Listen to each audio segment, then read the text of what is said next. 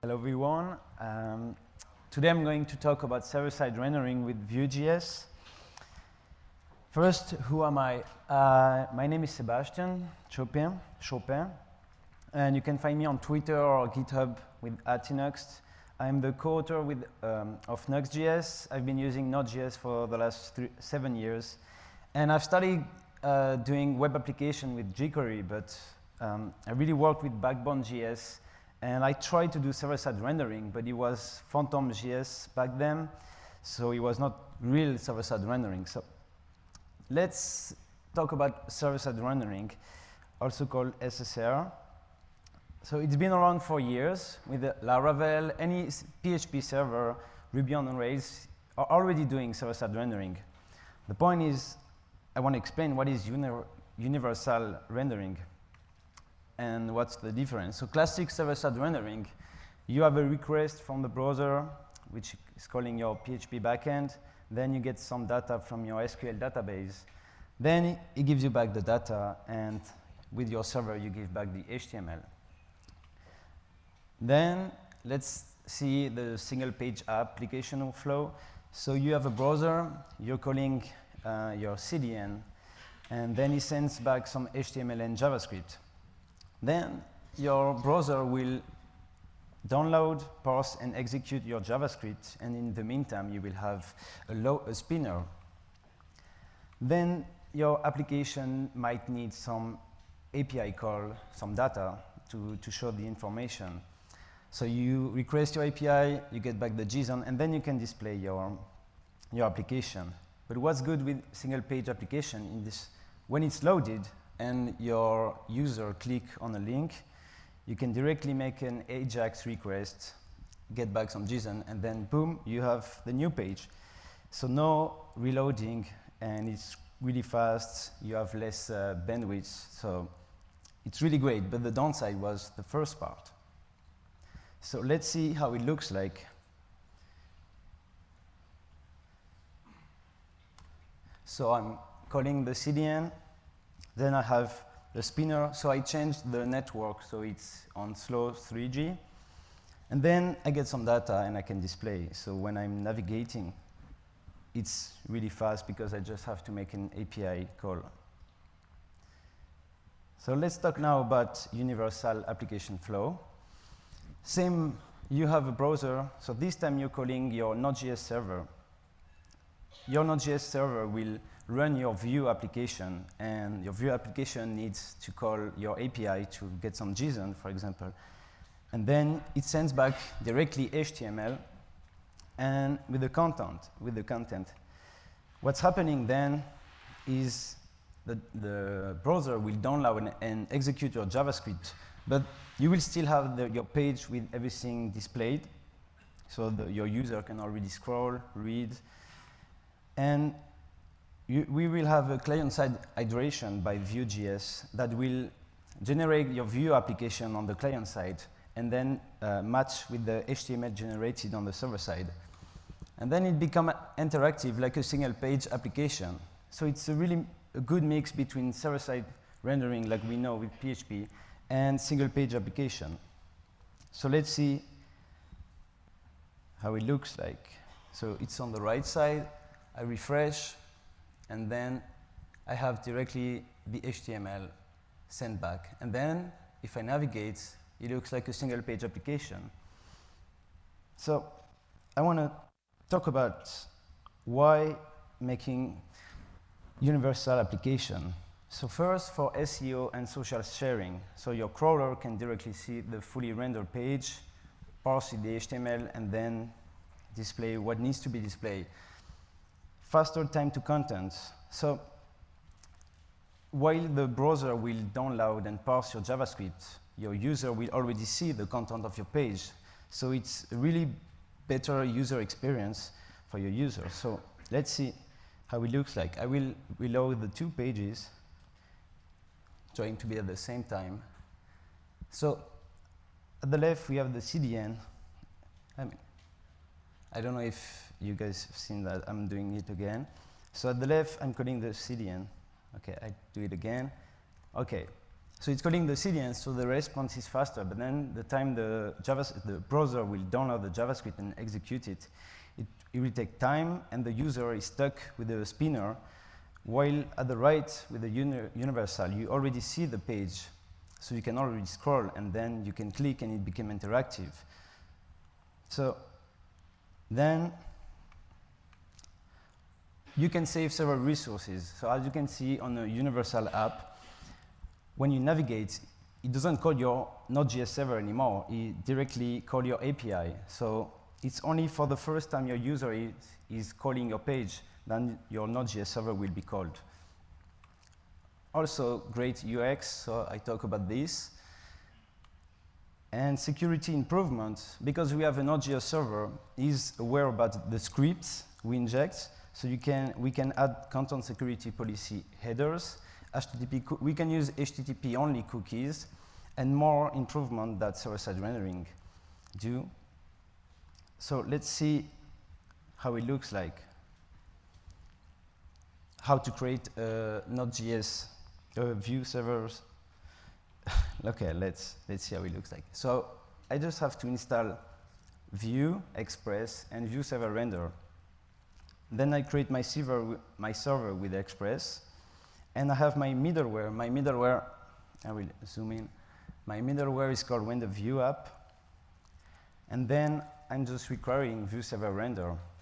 I'm creating my renderer, and I give him the HTML template I have.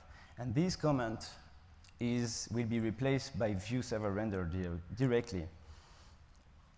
And then I have my create app function, and this is my middleware, which will be called on every pages. So I give him a context, and we'll see what it does. And I'm creating my app. So my app is a function that gets the context, and I'm using it to feed the data. Then I have my template, my method. So this is not really beautiful, but we'll see how we can improve this and use Vue files. So, okay, we have a method, say hello, a button, and if I click on it, it should pop up an alert. So let's run it. So my server is running. So I have my page. If I update the URL, it's good, but wait. Can you guys see the button? Okay, but if I click on it, nothing happened. So let's look at the HTML source code. I have my HTML, but I have no script. So I have a Vue app which runs only on server but not on client. So let's see how we can improve this. So I'm going to the second part. So to make it work on the client side, we need to use Webpack. And to use Webpack, this is how it looks like. We have a source directory, and this source directory will be shared between server and client. The only difference is you will have a client entry and a server entry. All the other will be shared between client and server. And then we use Webpack, and with the Vue SSR plugins, it will create a server bundle that bundle renderer will use, and a client bundle that is different because you need to hydrate the application on the client side. So let's see our dependency first. We need Vue dependency and some Babel dependencies, Webpack dependency. So let's see how we can simplify this after that. So I have my server. I just added dist folder and public folder. This is my renderer. So now I'm using create bundle renderer by Vue, and he's expecting a bundle that is directly taken from the server bundle. Okay, I will just run the server so you guys can see how it looks like. So it generates a lot of files and a Vue SSR client manifest, and we have also our bundle that is on the dist. So server bundle. This is how it looks like. You don't want to look inside because there is some Webpack magic inside, and you don't need to look at it. So the point is, So the point is, we have a render function. Okay, this is our middleware. So I give him the server, and depending if we are in production or in development, I'm requiring the bundle that I will give to Vue server render. Otherwise, I'm using Webpack dev server. So we don't really need to see that. The point is, we use Webpack. Webpack will have an entry client and a server entry. So this is the code that will run only on the client side. But as you can see, on the client and the server, we require app. So app is universal. It will be shown on client and server. And the server get a context equal create app. On the client, it's the same, but it doesn't give the context. And we have our app, and our app say new Vue. And because of Webpack, we can use Vue files. And this is the same page we had. So with the URL and our method. So as you can see, I cannot get back the URL. We will see how we can get back our URL. But let's see if it works now. So I have lost my URL, but if I look at the source code, we can see that I have some scripts. And if I click on the button, it works. So finally, I have a universal application that works on server side and client side. But how can I get back my URL? And so I can really do some pages and look like a real website. So for this, I will need to add Vue router.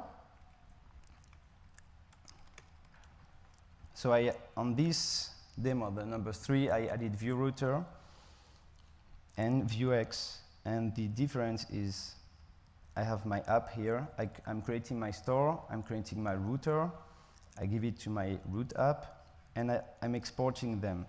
So on my client side, this is what's happening. I get back my router, my store, and my app, but I don't do anything with the router. But I use the store, and we will see after how it's useful for our universal application. And this is how our server looks like. We have the context with the URL, rec.url. We create our app, and then I push on Vue router my URL. So now I know Vue router will load the good pages depending on my router file. So now I have 2 pages, and this page, I could do code splitting with, as Webpack, as Sean showed us before. And I have 2 pages about an index, and I'm using routerlink to navigate between our 2 pages. So let's see how it looks like. So I have my home page. I can click, and it still works. And if I go to the About page, this is client-side rendering. But if I refresh, it works as well. So what's happening here? I have my counter, and my counter is a Vuex counter. And I have my state counter, and I have a mutation. And I have on my About page a button, and when I click on the button, it increments the counter. But the point is, how can I give this data back to the server, back to the client? So if I go to a page, and this page, let's see, it's a blog post. I need the data from the blog post to show the page. I have to tell Vue to wait. That's, OK, I got my data. My Vue app is ready. You can give back to the client. The clients also need this data, so it can hydrate the client side. So this is what we do on the client. We get back the state, window.initialState, which is a feature of Vue server render that we give here. So this is a bit tricky, but I cannot explain all the things that Vue server render has. But there's a lot of stuff inside, and then we give back the context on the server, and on the client, we get back the context from window.initialState that we get here. So this is a bit complex, and if you want to use async data, which is a method that will be called on the server to make API call, for example, this is how it will look like. So we have our components we can call router.getMatch component, which is a feature of Vue router. If we have no match component, we can send back a 404 static code. And then we will call all the async data methods. So if we have two components, a parent and child, it will call both of them. And then we put the state into our context, and Vue server render will inject the context. So that's it. That's pretty easy, right? So let's see now. We try with Nuxt to simplify this process so you can directly work on your application without having to worry about if there is a new feature in Webpack or if there is a new feature in Vue server render. You don't have to worry. You just want the best UX for your users. So you do server-side rendering. And you can have SEO. You can have other benefits we've seen before. So this is how it looks like. I'm using Nuxt.js. I will talk about it later. So you just have one dependency now. Nuxt will handle the maintenance of all the dependency we have and the updates. And we have two pages. We have the same about page. It's exactly the same code. If we look at this one and this one, it's the same one. So I just copy and paste, put them in pages. I have my store. And if I run it, so I am going to spoil a little bit of Nuxt.js. We have new progress bar now. So you can see that Webpack has two builds, one for client, one for server. Yeah, we have to fix this, by the way. It's not ready yet. That's why it's Nuxt.js. And we have exactly the same application. And we have one dependency. You can focus on async. You can use async data, which will be called directly on your pages. And that's it. You have the same process as Vue SSR, Vue server render with Nuxt, and it's the same. So let's talk now. Okay, we have seen this. So let's talk about the downside of server-side rendering. Each request should have a fresh and isolated app instance. So it means that you don't want to share your state between two requests. Let's say you have a JSON Web Token in your store for a user because it's connected. You don't want to share the data between the requests. You don't want to give access to other person. And this, you can do this easily, but you can also do something wrong easily as well. So if you look at the Vue server, at the SSR doc, you can see that you have a state here, and I'm creating new vuex.store, and this is my state. But what if I decided to, okay, this is actually not good because I was showing it before. So this is how it should look like. We have a create store method. So every time a server-side request comes in, we create a new, fresh, and isolated store instance. But if we put it in a variable like this, because we run it on Node.js, this one will be run only once, and your store will be shared between every request. So this is really important to have a method and that create a fresh instance every time.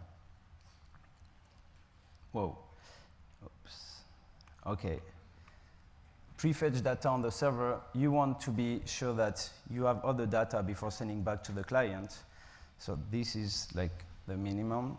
Okay, you have to be aware that on Vue.js app, you have some hooks on every instance, and there is only two hooks that are called on server side. So before create and created.